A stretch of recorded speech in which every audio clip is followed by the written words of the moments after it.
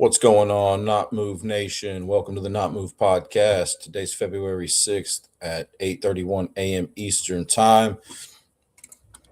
I'll be breaking down the NBA basketball games for today. We have 6 games on today.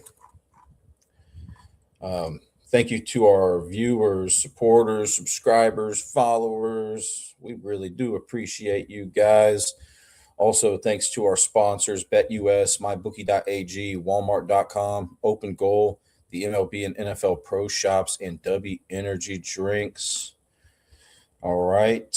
So I'll be mentioning some lines today, this morning, when I'm covering these games. The spread, over, under. I checked those lines at 4:56 a.m. Eastern Time. Just so you guys know. And then I'll be covering, against the spread trends. Yesterday, there were 6 teams that had against the spread advantages on the show. And those teams were 1-5 against the spread yesterday. So I just wanted to let you guys know that. And then let's go over injuries first. So I'm looking at rotowire.com, ROTOwire.com. And they're saying Tyler Herro for the Miami Heat is out today due to a ribs issue. Zubac was just recently traded by the Clippers to Indiana, and he's out due to personal reasons and also being traded. Chris Murray for Portland out due to a back issue. He has missed the past 14 games, though. Darius Garland for the Clippers now is out due to that trade. Also, he's dealing with a toe issue. And then Mathurin for the Clippers is out for being recently traded. Questionable players. Usually when players are questionable, there's about a 50-50 chance that they play. Sabonis for Sacramento is questionable with a back issue. Josh Hart for the New York Knicks is questionable with an ankle issue. He missed the last game that the Knicks played on February 4th against the Nuggets. And then Karl Anthony Towns is questionable with an eye issue. Alvarado, the new New York Knick, he's questionable since he was just traded. Bobby Portis for Milwaukee is questionable with a hip issue. Julius Randle for Minnesota, questionable with a thumb issue. Dosunmu for Minnesota, questionable due to being traded recently. And then Avila for Portland is questionable with a back issue. Anunoby for the Knicks is probable to play due to a toe issue. Usually when players are probable, there's a good chance that they'll play. First game I want to talk about is the Miami Heat and Boston Celtics. Miami is on a 1-game losing streak. The Celtics are on a 4-game winning streak. Both of these teams did not play yesterday. Boston has won 2 regular season games in a row against Miami and have won the last 8 out of 10 regular season games against them. Boston leads the season series this season 2-0 against Miami. They've beat Miami twice. One was on December 19th. That game was in Boston, like it is here today. Boston won that by a final score of 129 to 116.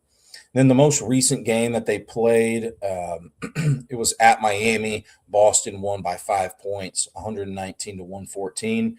Boston has a 7-3 money line record on Fridays, which they beat Miami on one of those games was on a Friday. And then Miami has a 4-3 money line record on Fridays. Norman Powell. Norman Powell for the Miami Heat does have a 20-6 career record against Vucevic, the projected starting center there today for Boston. That was about all of that was probably the biggest lopsided record that I saw out of all the player matchups that I looked at. There could be some ones that I overlooked, but that's the one that stuck out to me. When I checked this morning, Boston was favored on DK. It was the book I was looking at. Boston was favored by 6.5 points, with the over-under being 230.5. It's still at 6.5, but now the over-under is at 227.5. Once again, I checked it about, I think it was, what time was it? 4:56 a.m. Eastern time is when I checked that line. So that over-under has dropped. Against the spread trends, I give Miami a 2-1 advantage against the spread with these trends. Miami, in general, Boston is better against the spread this year. They're 29-22. Miami's 29-23 against the spread. So Boston, by default, is better against the spread. Miami's 11-9 against the spread as a road underdog. Boston's 9-10 against the spread as a home favorite. So I give Miami the advantage there. And then Miami's 17-7 against the spread after a loss, which ranks third best in the NBA. But Boston's good against the spread after a win. They're 18-14, which ranks sixth best. But overall, I give Miami a 2-1 advantage there.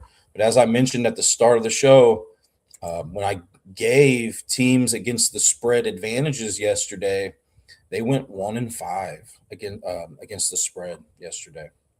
So if that trend continues, there's a decent chance Boston, covers here. Anyways, let's talk about, points in the paint and all that stuff. Let's talk about Miami's defense first and foremost. Miami ranks 22nd in points in the paint allowed per game.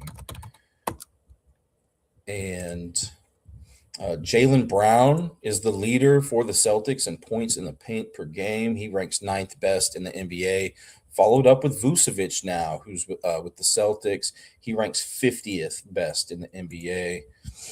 Fast break points allowed per game. Miami's average at that. They rank 15th in that category. But Jaylen Brown does rank 17th best in the NBA in fast break points per game. And then 3-point shots, Miami ranks 24th in 3-point field goals allowed per game to opposing teams. So their 3-point defense isn't that great. And Boston has some guys that can capitalize on that. Derek White, Hauser, Pritchard all rank within the top 50 of the NBA in 3-point field goals made per game. Derek White ranks 19th, Hauser 27th, Pritchard 31st. Miami allows a lot of assists per game and rebounds per game. Assists per game, they rank 26th. So there's not too many teams that allow more assists per game than Miami. Derek White, Pritchard, and Jaylen Brown are the three leaders for this Celtics team.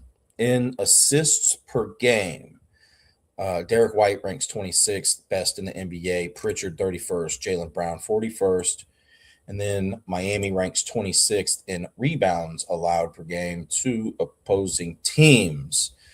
So Vucevic is the leader technically now for Boston. He ranks 13th best in the NBA in rebounds per game, and then it's Kata,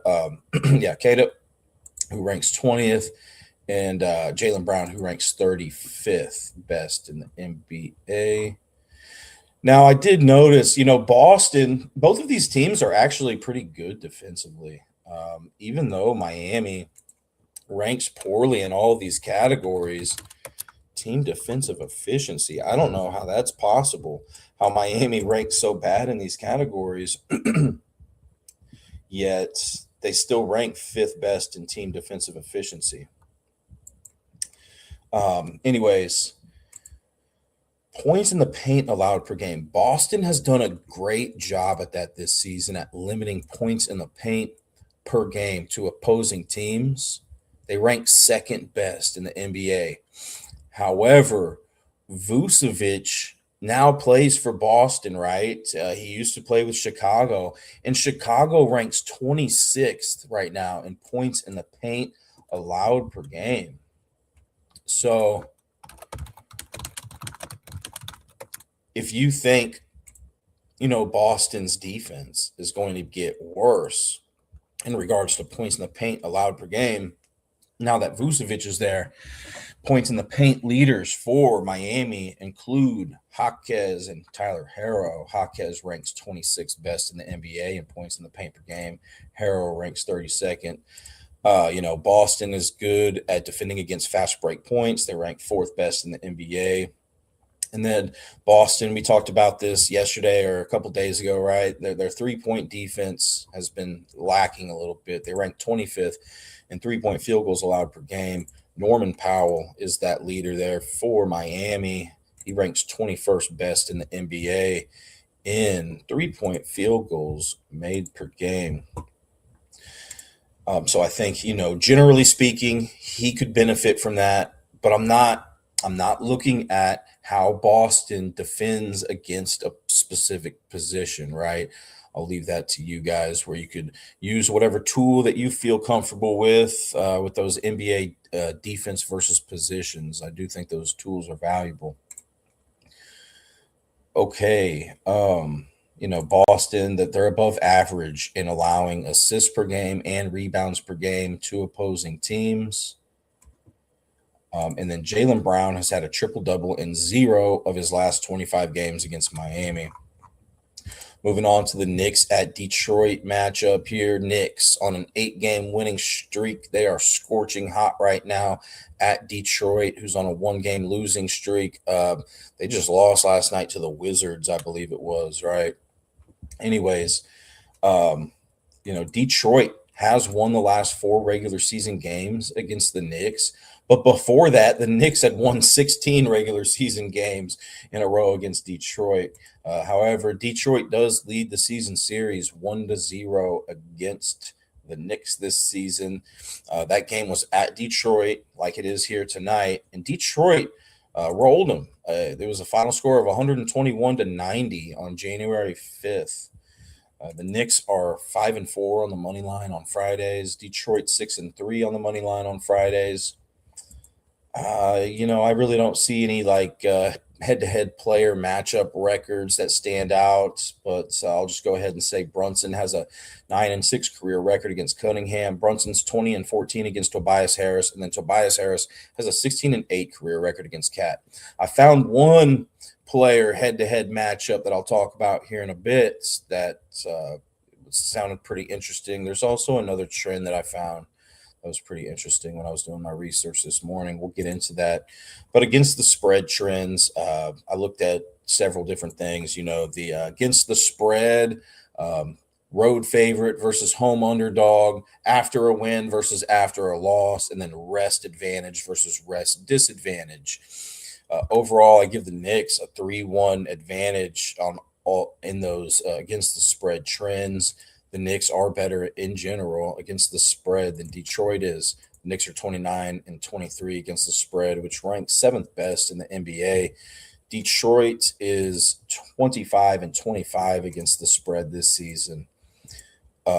Here's where I'll give Detroit a against the spread advantage is where as a home underdog, they're 3-1 against the spread, which ranks 4th best in the NBA. Not a large sample size, right? But it is what it is there. But the Knicks are 5-11 against the spread as a road favorite, which ranks 7th worst in the NBA. And then The Knicks have the best against the spread record after a win. They won, like I mentioned, they're on an 8-game winning streak. They're 21-12 against the spread after a win, but Detroit's solid too after a loss. They're 8-4 against the spread after a loss, which ranks fifth best in the NBA. And then the Knicks, they're 6-5 against the spread when they have rest advantage, and Detroit 7-8 against the spread with rest disadvantage.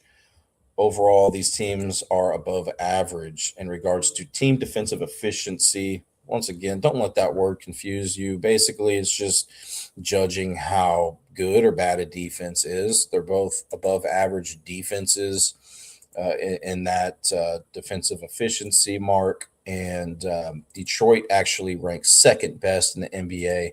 The Knicks rank 13th in that category. So, both of these teams really defend against everything pretty well here. Points in the paint, they're a couple of the top teams, really. Detroit ranks third best in points in the paint allowed per game. The Knicks rank fourth, above average fast breaks, assists, all that stuff.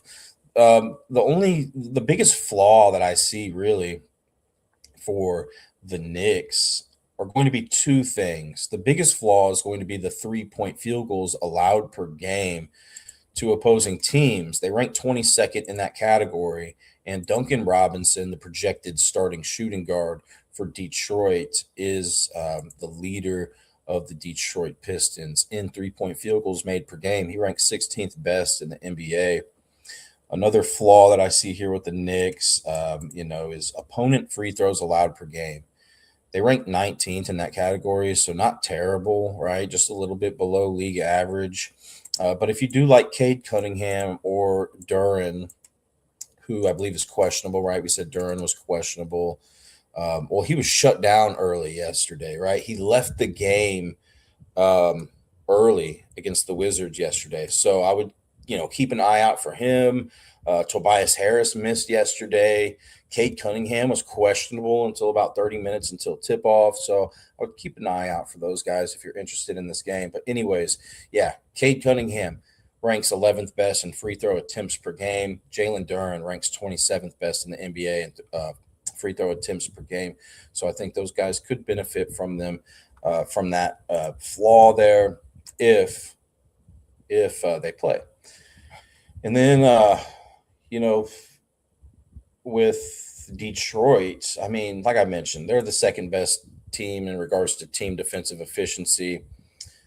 So I don't see like any huge vulnerabilities with them.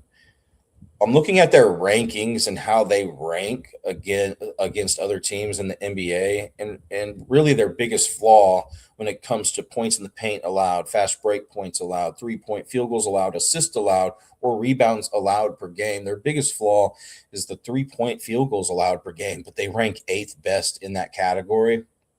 But the Pistons, it's crazy because they allow the most free throw attempts per game to opposing teams. So if you guys do like Towns or Brunson on the points tonight, I do give them an extra benefit here since they are the leaders for the Knicks in free throw attempts per game. Towns ranks 15th best in the NBA in that category. Brunson ranks 22nd.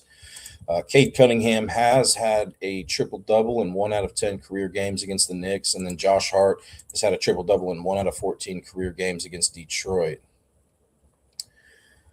Something, if you are interested in triple-double props, I mean, I think something else that's valuable to look at is like player head-to-head history, especially if they're going up against somebody who hasn't been with that team for a while. For instance, like Bam Adebayo tonight going up against Vucevic. For all I know, I didn't look it up, but for all I know, let's say Bam has played 20 career games against Boston and has never had a triple-double. But then you go look at Bam versus Vucevic, and Bam has a triple-double in 8 out of 10 career games against Vucevic or something like that, So I do think that could be valuable. But, anyways, let's move on to this next game here. Yo, what's up? What's up, Chase? We have Indiana at Milwaukee. Indiana's on a 2-game losing streak. Milwaukee, 2-game win streak. Both of these teams did not play yesterday. Milwaukee has won 3 regular season games in a row against Indiana. Milwaukee leads the season series 2-0 against Indiana. They won at Indiana. This game's in Milwaukee tonight, but they won at Indiana on November 3rd by a final score of 117 to 115. They also won at Indiana on 12/23 by a final score of 111 to 94. I mean, I would guess that they probably had Giannis playing in those games, and by the looks of it, Giannis isn't going to play again today. I would double check on that leading up to game time, but Indiana is 4-5 on the money line on Fridays this season. Milwaukee's 5-4 on the money line on Fridays this season. And hey, you could say if you want to classify this as a revenge game for Miles Turner. He left the Pacers in free agency in the year 2025, so he may be playing with an extra chip on his shoulder tonight. And then Pascal Siakam, the projected power forward for Indiana today, has a 17-6 career record against Kyle Kuzma, who's the projected starting small forward for Milwaukee. When I checked this morning, I don't know if I mentioned the line in the Knicks game, but when I checked this morning, that line was Knicks -1.5 over under 223.5. And that's what I'm seeing here now. Knicks -1.5 over under 222.5. So that totals dropped a point.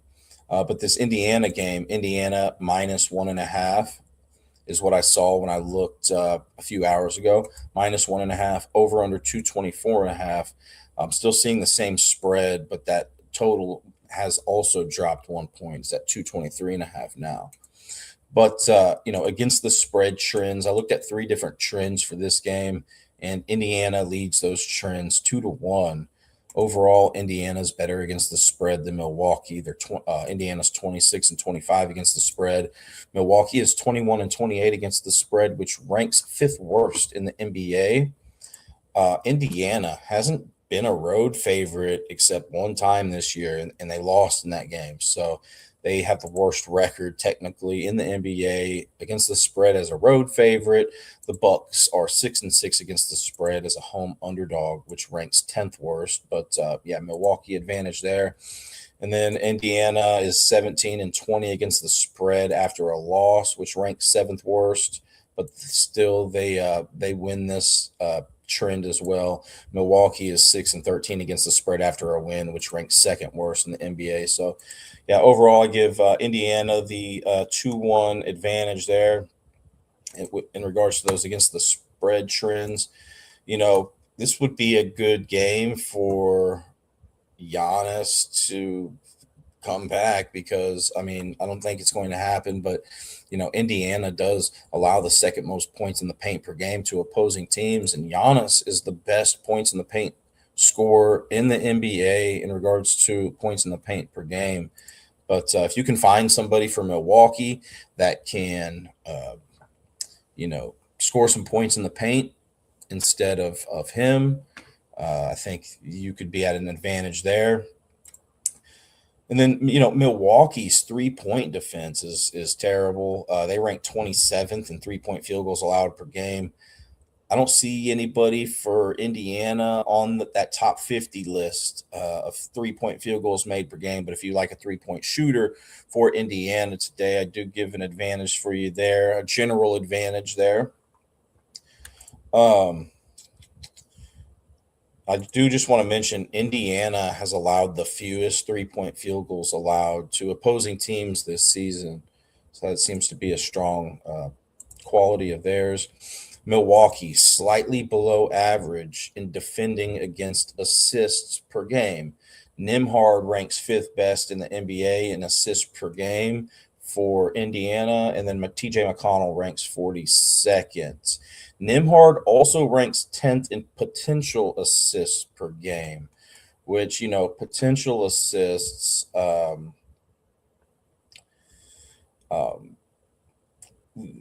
basically measures the process of getting a scoring opportunity rather than the outcome of the shot. It's a little bit more advanced, but I do want to just mention that.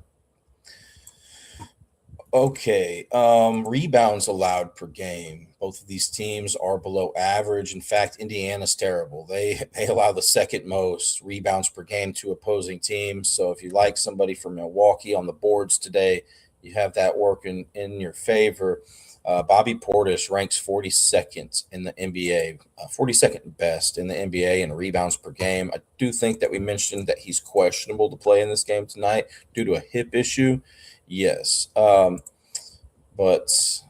if he does play, I think he could have an advantage there. It depends on some other factors, right? How Indiana is against his position. What is his history look like against Siakam? Is he rebounding better this year? What about if Giannis is, in versus when Giannis is out? There's all types of stuff to look at. But yeah, so Milwaukee is also below average in rebounds allowed per game. They rank 23rd in that category. Zubac, I don't believe he's playing tonight, right, for Indiana. I think I mentioned he's out. Yeah, they're saying here on RotoWire that he's not going to play tonight, so I won't mention that. But Siakam ranks 41st best in the NBA in rebounds per game. Both of these teams overall have bad defensive efficiency rate rankings. Indiana ranks 21st, Milwaukee ranks 23rd. If you can find somebody for Milwaukee that is good at getting to the free throw line a little bit, and you like them on the points tonight, I'll give you an extra advantage here since Indiana sends their opponents to the line more the second most times per game than any other team in the league. But Milwaukee's not too far behind them. They rank 23rd in opponent free throws attempts per game. Siakam ranks 21st in that category. Nembhard ranks 38th. Those are the leaders for Indiana in that category. And then we have the Pelicans at Minnesota Timberwolves. All right. So the Pelicans are on a 3-game losing streak. Minnesota, 1-game winning streak. Both of these teams did not play yesterday. Minnesota has won 3 regular season games in a row against the Pelicans, and the last 4 out of 5 regular season meetings against the Pelicans. Minnesota also leads the season series 2-0. So they've played twice against each other this season. Minnesota's won both of those times. One was on December 2nd at New Orleans. This game is at Minnesota tonight. On December 2nd, that game was at New Orleans, and Minnesota won by a final score of 149-142 in overtime. Very high scoring game. And then Minnesota also won at New Orleans again a couple of days later by a final score of 125-116. The Pelicans have a 3-7 money line record on Fridays this season, and Minnesota's 4-3 on the money line on Fridays this season. It is, let's see, if you like Zion Williamson tonight, what I will say is that the most points that he has ever scored in a game was against Minnesota. He scored 43 points in that game. And if you want to check out that box score, it was on December 28th, 2022. But the Pelicans have won in 5 straight games in which they've played on February 6th against any team that they've played. So they're on a 5-game February 6th winning streak. And then the biggest head-to-head matchup record that I saw, the biggest lopsided one was Julius Randle has a 4-0 career record against Trey Murphy. And then, Julius Randle plays with Minnesota, in case you didn't know. Julius Randle, 4-0 career record against Trey Murphy, who plays with the Pelicans. And then Anthony Edwards for Minnesota has a 6-2 career record against Trey Murphy as well. When I checked this morning, the line was at Minnesota minus 10.5 on DK. I'm seeing it at minus 9.5 now, over under 236.5. Looked at 3 different against the spread trends on this game, and the Pelicans lead all of those trends. The Pelicans have the 10th best record in the NBA against the spread. Minnesota has the 8th worst record in the NBA against the spread. Um, and then I looked, the Pelicans technically have a slightly higher winning percentage as a road underdog against the spread than Minnesota does as a home favorite. And then the Pelicans have a better against the spread record after a loss than Minnesota does after a win. The Pelicans are 20-18-1 against the spread after a loss. Minnesota is 13-18 against the spread after a win, which ranks 10th worst in the NBA. Also, the first 15,000 fans who show up to this game receive a classic edition scarf presented by U.S. Bank.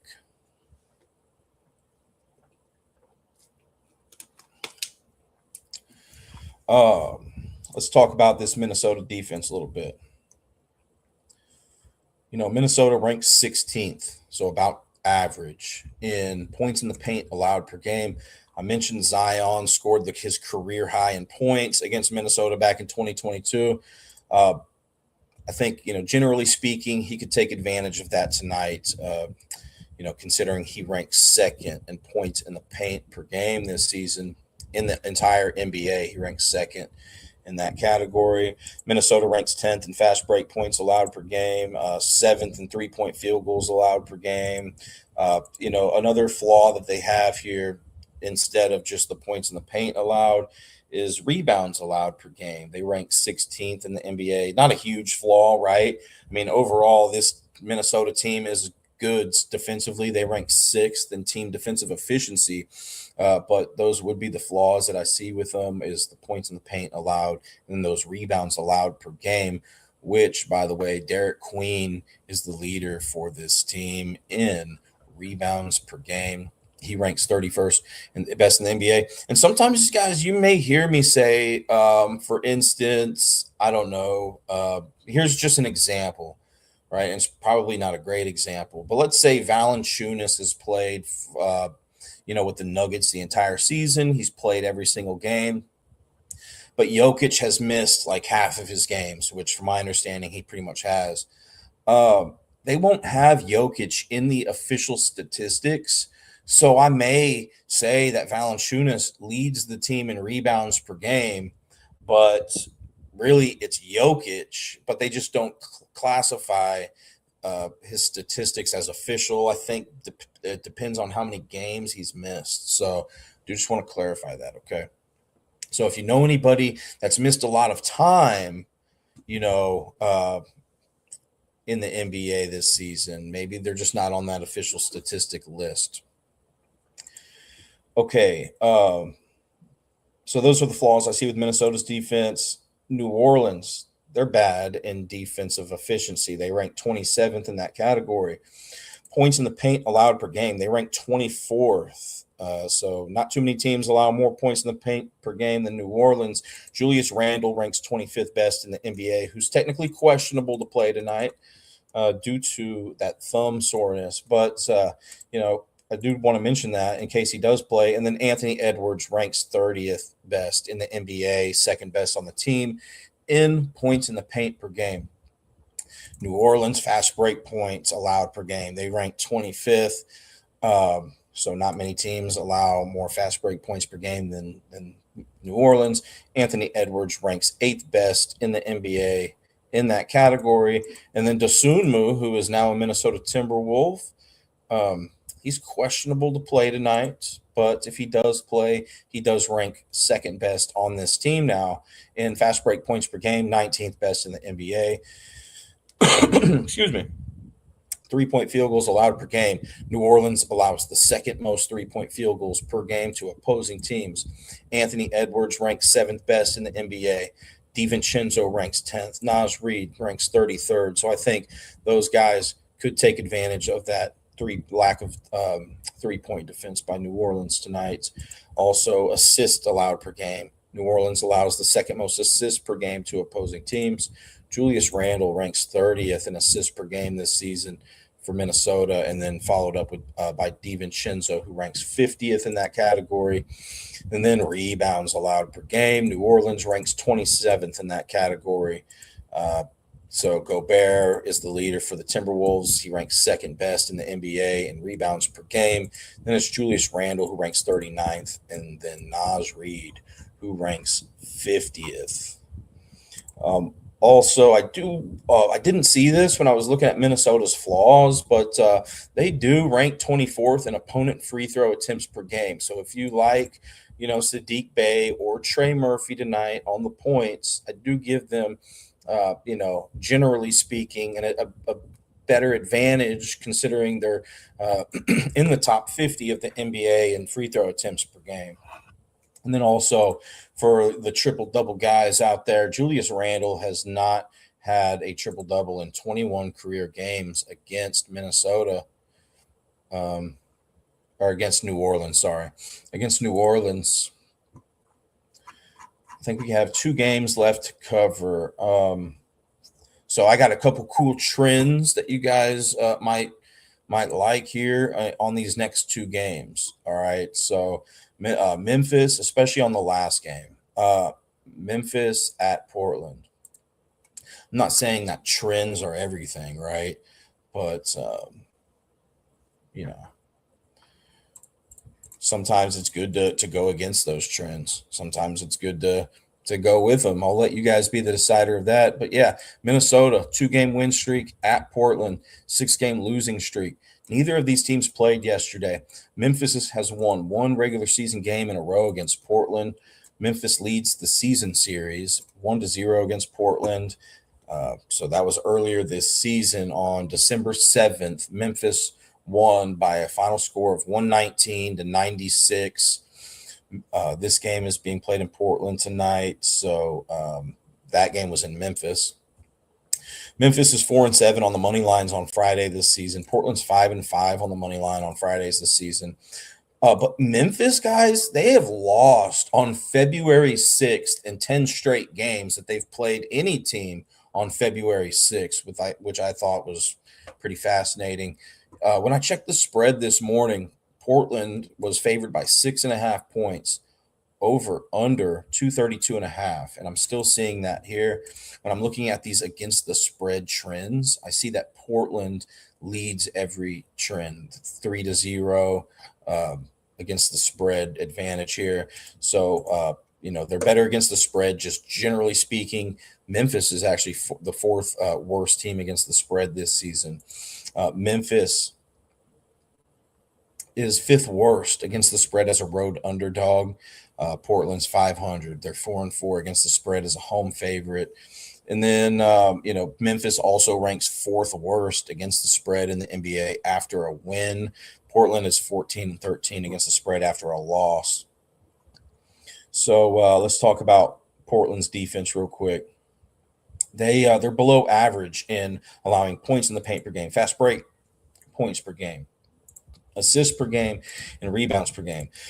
But, if Edey and Morant are still unavailable here for Memphis tonight, which it seems like they are, those are the points in the paint leaders for Memphis. So, if you like somebody from Memphis tonight, you know that they're good at scoring points in the paint. I do give them, generally speaking, a slight advantage considering Portland is slightly below average in allowing other teams to score points in the paint against them. Fast break points allowed per game, Portland allows the 4th most. I have here on my list, Ty Jerome ranks 30th and Morant ranks 48th there for Memphis. Portland assists allowed per game, they rank 19th, so slightly below average in assists allowed per game to opposing teams. Cam Spencer ranks 25th in the NBA in assists per game. So those would really be the flaws that I see with Memphis here, and players that, generally speaking, can take advantage of that. I mean, I think on these breakdowns, I think I've been doing these since Sunday. All the players that I've been listing, I mean, it doesn't seem like too many of them are just, underperforming. I obviously list a lot of players throughout these shows. not every player for every team, but like 2 or 3 players. Man, it seems like everybody's been doing pretty good. So, um, anyways, I don't know an exact number on that, but just seems that way. Anyways, let's talk about Memphis here. They're above average in points in the paint allowed per game, fast break points per game. Uh, but 3-point field goals allowed per game, Memphis ranks 26. So Memphis has a weak 3-point defense. Guys that I see that could take advantage of that. Kamara, who ranks 35th best in the NBA in 3-point field goals made per game, and then Avia, who ranks 43rd, and then Krej, who ranks 50th. And then, assists allowed per game. Memphis ranks 16th in that category, so slightly below average. Avia, he's questionable tonight, but if he does play, I think he could take advantage of that, considering he ranks 12th best in the NBA in assists per game. Also, Avia ranks 8th in the NBA, 8th best in potential assists per game. And then you got Memphis, who allows they rank 18th in rebounds allowed per game. Okay. Klingon, the projected starting center there for Portland, ranks 3rd best in the NBA in rebounds per game. And then Avia ranks 34th. But once again, guys, I'm not looking at like head-to-head matchups, Klingon versus a specific player for Memphis, or how Memphis defends against that specific position. I'm just, giving you that general information, trying to give you guys a solid foundation to work with here today. And then, overall, I don't know if I mentioned it, team defensive efficiency. Both of these teams are slightly below average in team defensive efficiency. Memphis ranks 16th. Portland ranks 19th. And then Portland also sends their their opponents to the free throw line more times than average. League average. I didn't see anybody in the top 50 for Memphis that could take advantage of that. But if you know a guy from Memphis that you like for the points tonight, and they're good at drawing some fouls here and there, I think they could get to the line against Portland, who ranks 24th in opponent free throw attempts per game. Avia has he has had a triple double in 0 out of 12 career games against Memphis. Last game we have is the Clippers and the Sacramento Kings, which is the most interesting trend that I found here today. And it's not the fact that the Kings are on a 10-game losing streak, even though that is pretty interesting there. The Clippers are on a 2-game losing streak. The Kings are on a 10-game losing streak. Neither of these teams played yesterday. The Clippers have won 5 regular season games in a row against Sacramento. The Clippers lead the season series 1-0 against Sacramento. They won. That game was in Los Angeles. This one's going to be in Sacramento. But Los Angeles Clippers won that game on December 30th by a final score of 131-90. And then the Clippers are 6-3 on the money line on Fridays this season, and then Sacramento's 2-7 on the money line on Fridays this season. And here we go, the moment you've all been waiting for. Kawhi Leonard has a 15-0 career record against Zach LaVine. So in games that these guys have played against each other, Kawhi Leonard, a perfect 15-0 against Zach LaVine. Kawhi Leonard also has an 18-5 career record against DeRozan and a 27-23 career record against Russell Westbrook. When I checked this morning, that line was Clippers -3.5, over under 222.5 on DK. I'm still seeing that number there. The Clippers, I'm looking at 3 different spread trends. The Clippers win all of those trends. And I'm just going to leave it at that. I will say that Sacramento is the worst team in the NBA against the spread, and they're the worst team against the spread after a loss in the NBA. Points in the paint allowed per game, Sacramento is bad at that. They allow the 3rd most. So I think Kawhi Leonard could take advantage of that tonight. Just depends on some other factors, but he does rank 34th best in the NBA in points in the paint per game. Sacramento is above average at fast break points allowed per game, 3-point field goals allowed per game.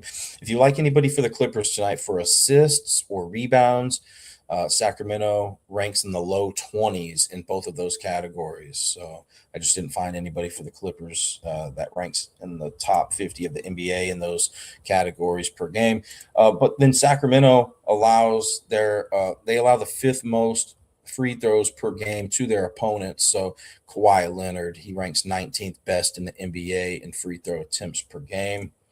And then we'll talk about the Clippers defense. Both of these teams, I just want to mention real quick, they're below average in team defensive efficiency. Sacramento ranks 28th.